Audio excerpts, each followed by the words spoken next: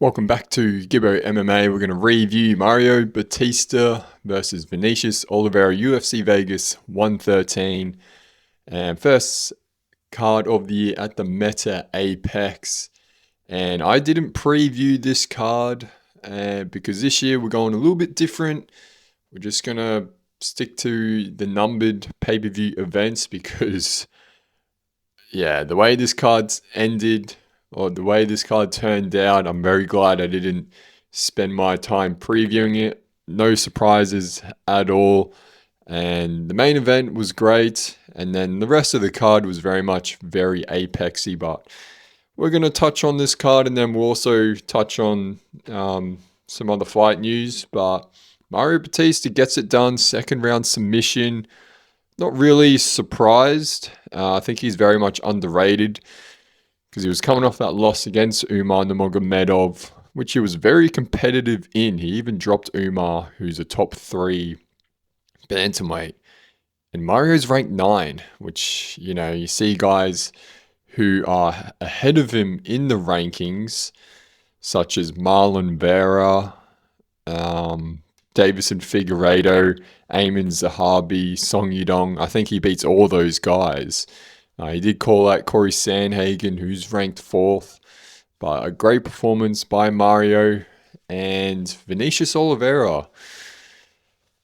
He wasn't the favorite, and then, there was talks about him coming to he cuts like 30 pounds of the fight week or in total just to get down to bantamweight, and he looked very sluggish in there, not very dynamic like he usually is. No speed at all. He was even engaging in the clinch, in the grappling with Mario, and that was very surprising. And he gassed out straight away, and then Mario eventually just was all over him. There were times Vinicius got Mario down, but Mario reversed those positions instantly. I think his grappling and scrambling is very underrated, and yeah, it was very much a walkover fight, not competitive at all, because it was a 5-round fight, and Vinicius, you could definitely see he was trying to pace himself, and yeah, I think he might have to move up to featherweight. If he's cutting that much weight and performing like that, he's not going to break the top 10, because he's ranked number 11. And once you start getting in those higher rankings, you're going to get those main event slots or tougher opponents to fight over 3 rounds, and you're going to have a lot more output than that. So yeah, I think he might have to move up to the featherweight division. And Mario, yeah, I think if he had a bigger name, a bigger personality, he probably would get more fights with bigger named opponents. A guy like Sean O'Malley, I think he would do quite well against. Song Yudong. That Umar fight, it would have been great to see that over 5 rounds. But all in all, good performance by him. Co-main event, Kyoji Haraguchi defeats Amir Albazi. 3 rounds, dominant performance, a lot of damage landed. Got to say, Amir, he was out for over a year, and he took a lot of shots. He's very tough. I don't think that gets talked about enough. He can take a shot, Amir Albazi. But yeah, Kyoji Haraguchi, former UFC title contender. He fought Demetrius Johnson all the way back in, when was it? All the way back in 2015. Lost via armbar against Demetrius Johnson. So, and then he went over to Japan, Rising, and then Bellator, back to Rising, now UFC. So he's a top contender at bantamweight, and he's calling for that title against Joshua Van. He's 9-1 in the UFC, 14-1 in Rising, 2-2 in Bellator. 35 years old, so still got some in the tank left. So this fight will put him. Where is he ranked? He's not even ranked. Jesus. He just beat Amir. What's going on here?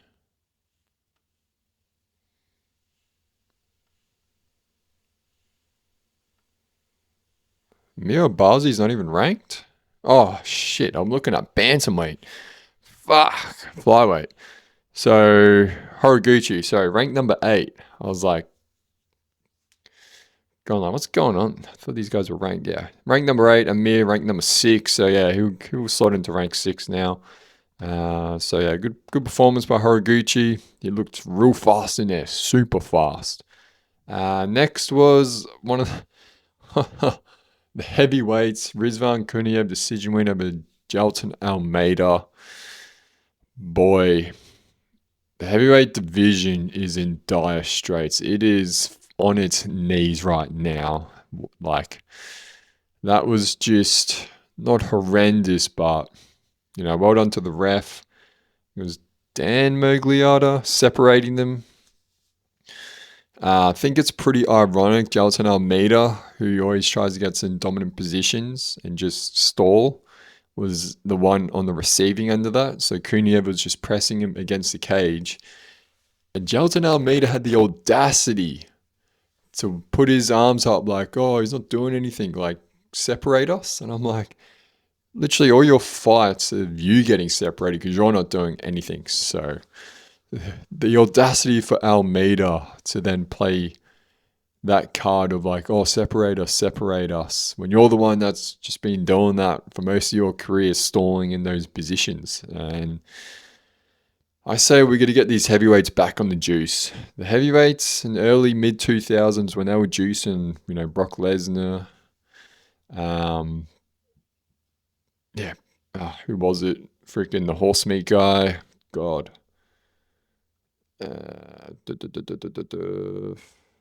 Alistair Overeem, jeez, mind blank. Like, get these guys juiced back up because they need it. They just don't have the cardio.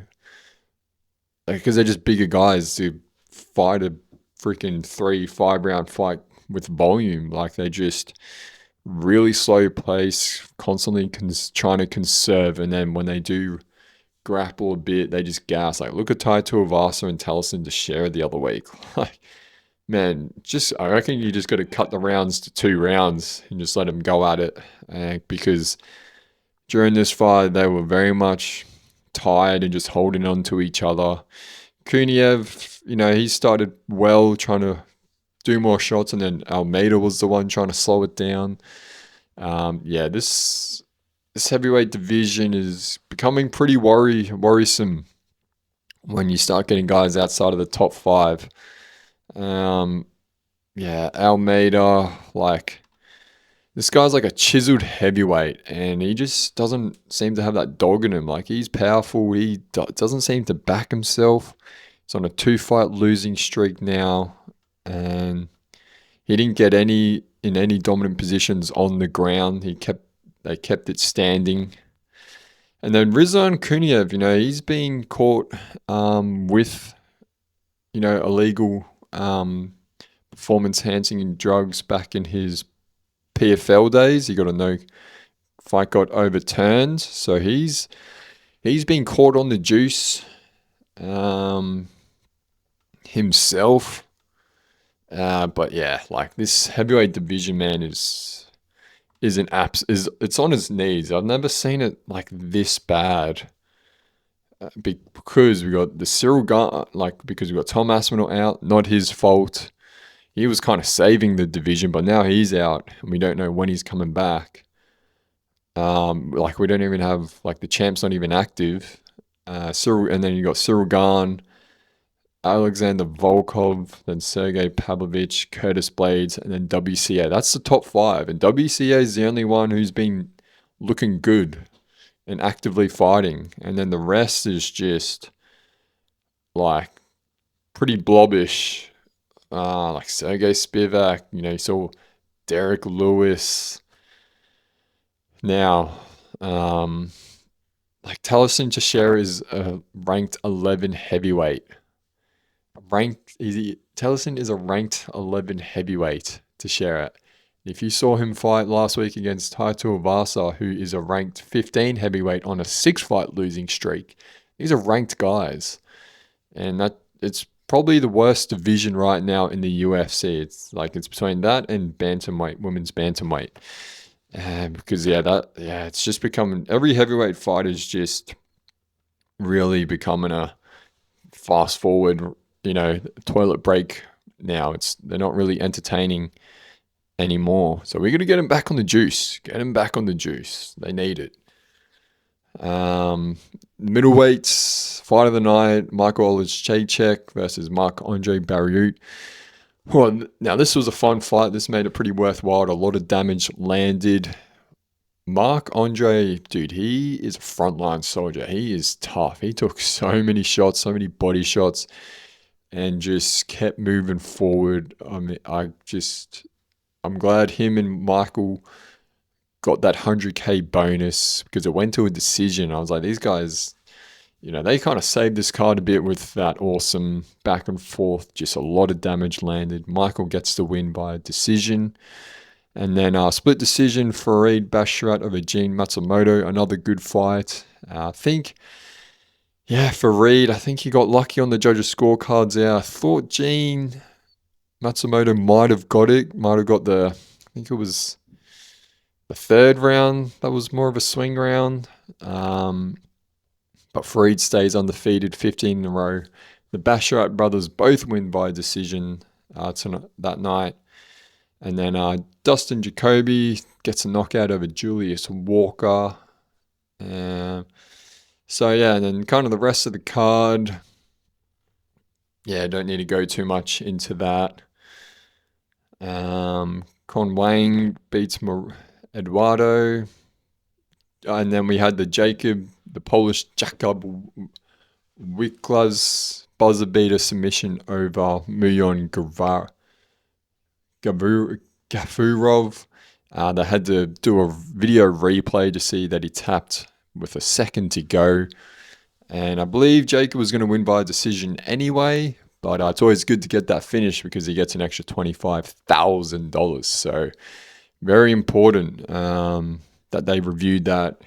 And yes, he did tap before the buzzer and he gets that 25K bonus. That is UFC Vegas 113. Definitely won't be revisiting and talking about this card in the future. It was a card they met their Paramount obligations. First time at the Meta Apex, you could hear the crowd because they can fill it up more, up to 1,000 or so around there. And a lot of them, when I was watching it, were just booing the middleweights. There was just a lot of booing. Like they were just booing the shit out of Rizvan and Yelton Almeida. And it was very much still felt the same as the Apex of old when there was like 150 people in there. If the only difference was it was just louder of what was already happening, just a bit louder. And it's just so echoey and just sounds like a dead end in there, like a tunnel. Just the atmosphere is just sucked away in there, and then you got freaking boo, boo, boo, woo, and you can just hear every little person shouting out. And thing that I also noticed, man, Herb Dean, he's, I don't have to say it, but I think he's washed. I believe he's washed. I think it's just an age thing now. Just the decision making and his body's just so much more slower for a fast-paced environment this is, because when I was watching it, which I think it was the Farid Basharat fight, he was doing some fence grabbing, and Farid had his arm, he was grabbing the fence for a good solid 3 seconds, and that's a long time. 1, 2, 3, just grabbing the fence when he was up against the cage, and Herb was just looking at him, and even the coaches in the crowd were like, he's grabbing the fence for that whole 3 seconds, and then he tells him not to grab it, and he's like let go by then. And yeah, that happened a few times. He just kind of just staring. I don't know if he's like high in there, just had some vegan gummies. Just watching him in there, just like he's one of the best referees of all time, but you could see each year it's getting more washed. I think he's good in the referee booth, consulting if there's any drama and helping the in-cage referee. But when he's in there, like, started one of the fights, they instantly circled to him and he just stood there and was like, oh shit, I gotta move. Like, it was, yeah, it's like he's very much a step behind and, yeah, just like watching, like he's kind of just forgets that he's refereeing. That's what I really noticed with this event with Herb. He's, I like Herb, good from what I've seen, but as far as the physical and decision making capabilities in a fast, crazy environment in the cage, I can definitely see it, yeah, it very much becoming slowly going down. And yeah, very much notice that this card, which I don't want to see because like Herb Dean, when he gets introduced as a referee, Herb Dean, like it's iconic. But I think it's just an age thing. I don't doubt his skill and experience. Like he's one of the best, but just watching him, the decision making, and him moving around like running into fighters almost, yeah, it wasn't good to see. Especially the cage stuff, like just staring at him, grabbing the cage, and just not saying anything. That was, yeah, I think it's just on autopilot sometimes. But yeah, UFC Vegas 113, and we had some fight announcements as we thought might happen. Movsar Evloev versus Lauren Murphy, main event in London. And yeah, surely winner gets title fight against Alex Volkanovski. Listen to Movsar on Submission Radio, do an interview, first one in a while, just talking about the situation, and he seemed pretty fine with not getting like Diego getting the title shot. He seems pretty like realistic in saying like, yeah, like Diego has a big name, and I had a fight with Aaron Pico, and then I pulled out, and I like he had COVID. He's been real sick, so he was like, yeah, I can't understand why I didn't get the title shot. Being pretty inactive, like he was pretty honest and being realistic. He wasn't being like butthurt or anything. So yeah, a bit of respect there for Movsar. So this fight here against Lorraine, winner gets the title shot surely. And I'm looking forward to that. Everyone's going to be looking forward to that because there's just been so much talk around the featherweight and lightweight as well. Like as far as like number one contenders not getting title shots. Like even the Armin talking about going down to featherweight and fighting, I think it's just pure bullshit. Just him, because he's got, he's just been all over socials doing this, that, the other. I think him just saying that, it just gets headlines, but yeah, I don't take it serious at all because like now people are talking about him at featherweight fighting Volk. He said he'd fight for a title against Volk, but just because, he can just say that, but he doesn't have to do it, but he's just going to get attention from saying that. And then we had UFC Mexico. Kavanagh steps in for injured Asu Almabayev. So Lonnie Kavanagh scheduled to fight Bruno Silva in London, I believe it was. And then Asu gets injured, so Lonnie steps in and gets a main event. He's coming off a knockout loss to Charles Johnson at UFC Shanghai, but now he gets a big main event slot against a top 5 guy in Brandon Moreno. I believe Horiguchi got offered it, but declined because he wanted to stick to his fight with Amir Albazi. I believe that's what happened. So, like Charles Johnson, he was tweeting out, put me in there for the main event. And he, like I said, man, UFC just don't want to push him because he's like 35, 36.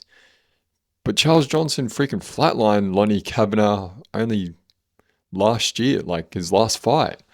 Yes, Charles coming off that loss to Alex Perez a couple of weeks ago, which I think hurts him a little bit because he got, knocked out. He was on wobbly skates. I would have liked to have seen him in this main event if he didn't get hurt that bad, but because he, took some punches, I don't think then fighting on short notice main event is the best thing for him to do. So I believe he might be stepping in and fighting Bruno Silva in London, possibly. So fighting who Lonnie Kavanagh will now fight. If I just check, that might be happening. But when you get knocked out or standing TKO'd like that, it's generally hard to get a quick turnaround. I think, commissions and all that might not let you fight. Let's see.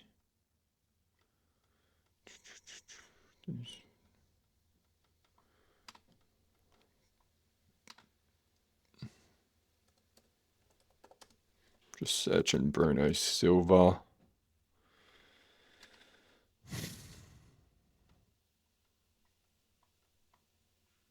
Oh, that's not the one. So many Silvers. So cancelled bout March 14th, which was the March 14th card.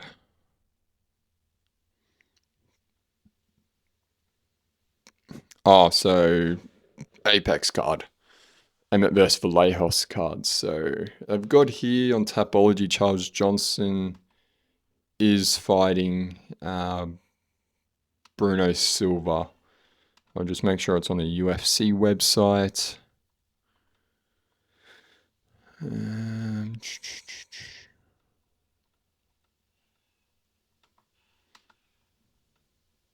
Yeah, it's not there yet, but that's kind of unofficially confirmed. So other than that, guys, I don't need to do too much more else. Another Monday review done. Let me know your thoughts on the main event. What's next for Mario? What's next for Vinicius? And Super Bowl's on right now. It's probably the end of the first quarter. It's started at 9:30 a.m. here in Australia. So I thought I'd just quickly get this done, because that's usually when I record it. But right now, Seahawks, I think when I left the TV, they're up 3-0. I believe they'll go on to win it. I think we might even get overtime. But yeah, that's on right now, so I'm going to finish this and go back to watching it. So enjoy the rest of the week, guys, and I'll see you in the next video. We've got 2 weeks off. 2 weeks off, and then we're back at UFC Houston. So Strickland versus Hernandez. So yeah, I'll see you then, guys. Catch you later.